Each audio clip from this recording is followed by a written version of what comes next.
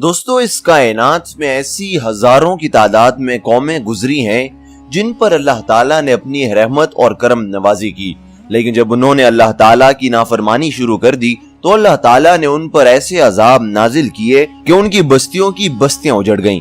पहले अल्लाह ताला ने उनकी हिदायत के लिए नबी और पैगंबर भेजे, मगर जब उन्होंने नबी और पैगंबरों की बात मानने से भी इनकार कर दिया और अपनी जो बदअमली और बदफेलियां थी उनको जारी रखा, तो अल्लाह ताला ने उन पर अजाब नाजिल किया। इन अजाब का जिक्र कुरान पाक में भी आता है और कुछ ऐसी मशहूर और मारूफ कौमें भी हैं जिनका जिक्र कुरान मजीद में भी देखने को मिलता है। दोस्तों, आज की इस वीडियो में हम एक ऐसी ही कौम की बात करेंगे जिन्होंने अल्लाह ताला की नाफरमानी की, तो अल्लाह ताला ने उन पर अजाब नाजिल किया और ऐसा अजाब नाजिल किया कि उनको सफ़े हस्ती से ही मिटा दिया।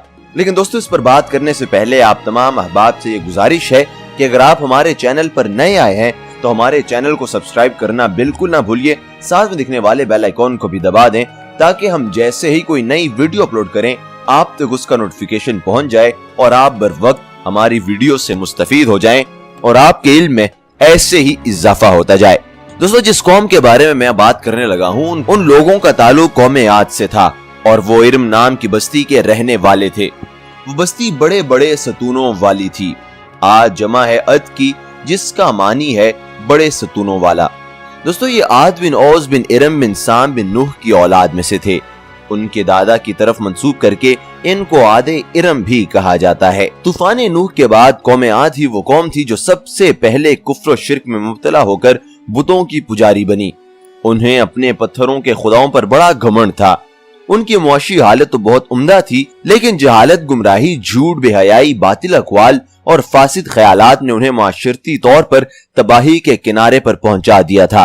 चुनाचे कुफ्र और शिर्क के समंदर में गर्क कौम आद की बदअमालियां जब अपनी आखिरी हदूद पार कर गईं, तो अल्लाह ताला ने उन्हीं में से अपने एक नेक बंदे हजरत हूद अलैहिस्सलाम को पैगंबर बनाकर मबूस फरमाया।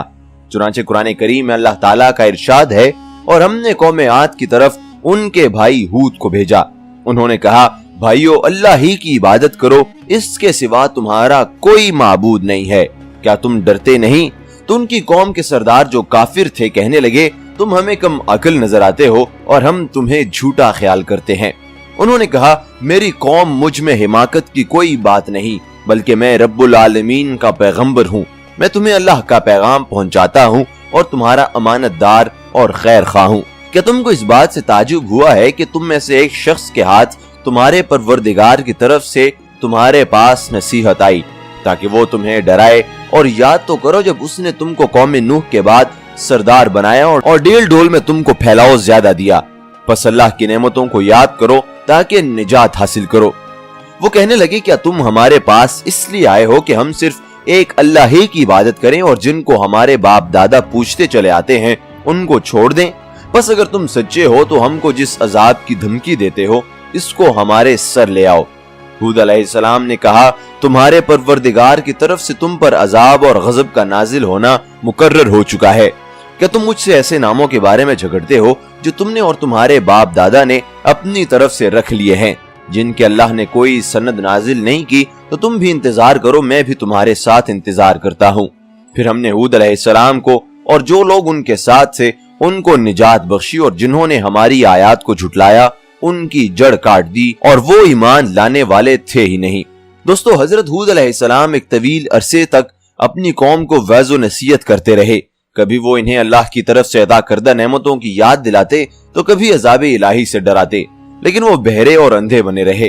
तारीखी कुतब में है कि हजरत हूद मुसलसल 50 बरस से इससे भी ज्यादा दरसो नसीहत में मसरूफ रहे। कौम आद के 13 कबाइल में से लुकमान और खिलजान नामी कबाइल निहायत ताकतवर थे और उन्हें हुक्मरान की हैसियत हासिल थी।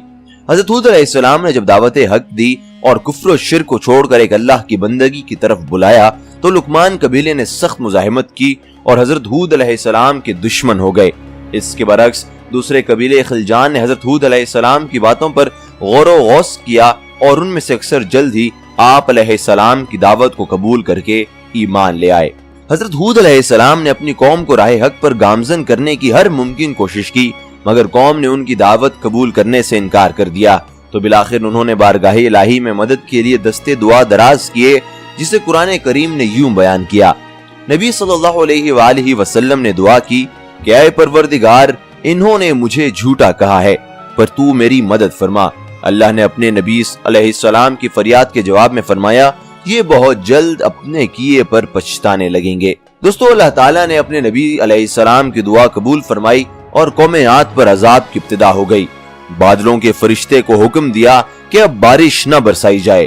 چشموں کے فرشتے کو حکم دیا کہ ان کے ٹھنڈے، میٹھے اور شفاف پانی سے لب زیر چشموں اور آبشاروں کو خشک کر دو۔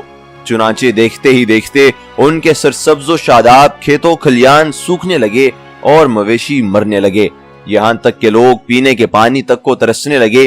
کثیر تعداد میں پیدا ہونے والے پھل اور اناج ناپید ہو گئے۔ پوری قوم خشک سالی کا شکار ہو کر بدحال اور پریشان ہو گئی۔ یہ سلسلہ مسلسل 3 سال تک جاری رہا۔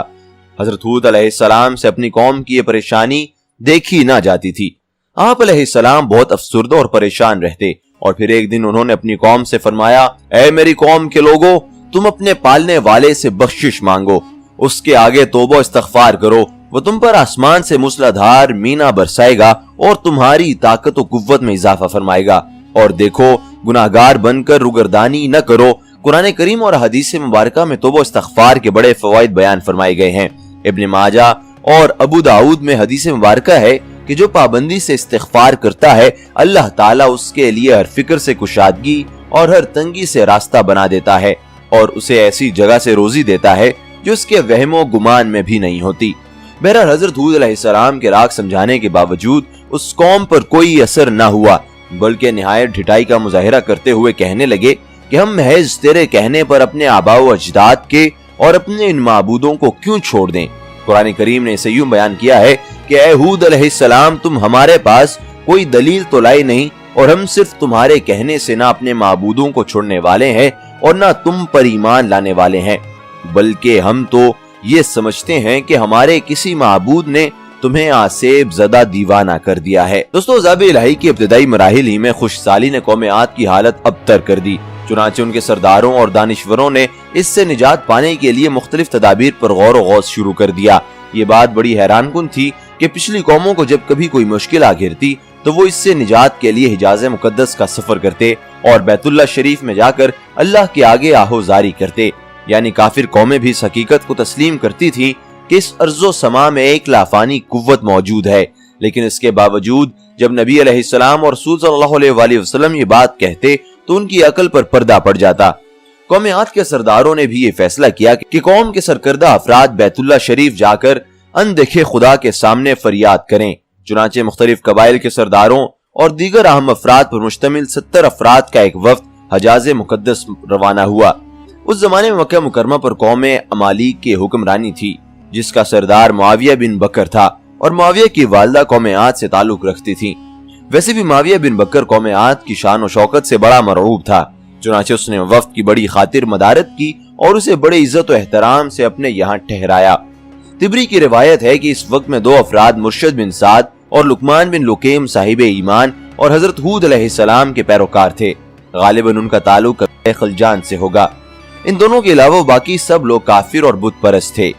معاویہ نے ان کے اعزاز میں رقص و سرور کی محفل کا اہتمام کیا اور تقریباً 1 ماہ تک یہ لوگ اپنے آنے کا مقصد فراموش کر کے عیش و عشرت اور شراب و شباب کی محافل میں مدہوش رہے۔